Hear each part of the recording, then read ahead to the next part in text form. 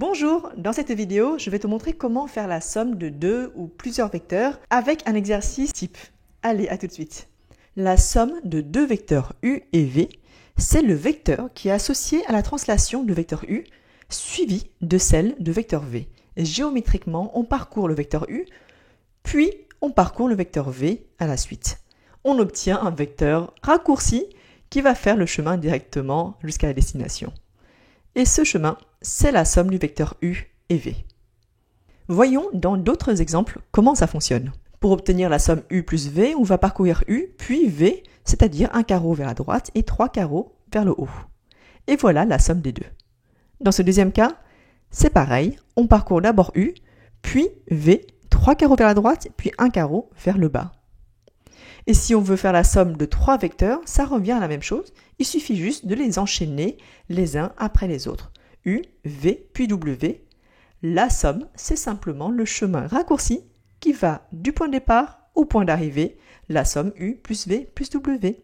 Ce qui est très pratique dans la somme, c'est que l'ordre ne compte pas. U plus V, c'est la même chose que V plus U. Regarde, si je calcule U plus V, j'obtiens ce vecteur en vert. Et si je calcule V plus U, je passe par le chemin d'en bas, puis je remonte, j'obtiens le vecteur en bleu, et ça, on voit que ce sont rigoureusement les mêmes vecteurs. Voyons maintenant dans un exercice type avec un hexagone régulier, c'est-à-dire composé que de triangles équilatéraux.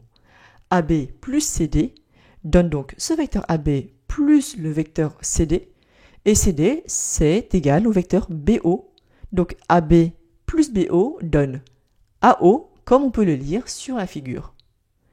Deuxième exemple, OB plus OE donne deux vecteurs qui vont dans le sens opposé.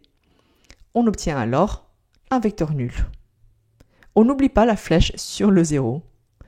FO plus DO, c'est la même chose que FO plus OA, puisque le vecteur OA est égal au vecteur DO. J'obtiens alors FA, le vecteur. CA plus CD, CD c'est égal au vecteur AF, on obtient donc CA plus AF est égal à CF. Cinquième cas maintenant, AF plus CD. CD, c'est la même chose que AF. Quel vecteur fait le double de AF? Eh bien, on va trouver le vecteur BE. La somme donne donc BE. Dernier cas avec trois vecteurs, AB plus AO. Et AO, c'est le même vecteur que BC. AF, c'est égal au vecteur CD. Donc si je parcours l'ensemble, j'obtiens le vecteur AD. C'est donc la réponse. On a vu la somme de vecteurs, voyons maintenant la différence de vecteurs. Et en fait, c'est à peu près la même chose. L'astuce, c'est de remplacer le signe moins par un signe plus suivi d'un signe moins, puisque plus fois moins, c'est égal à moins. Donc U moins V, ce n'est rien d'autre que la somme de U plus le vecteur opposé de V. Donc je dessine un vecteur opposé avec la même direction. J'obtiens donc U moins V. Deuxième exemple, U moins V ici. On commence par dessiner le vecteur opposé au vecteur V. Je le mets dans la continuité du vecteur U. J'obtiens donc U moins V. Et voilà comment on fait une différence de vecteurs. J'espère que cette vidéo t'a aidé. Je te dis à la prochaine.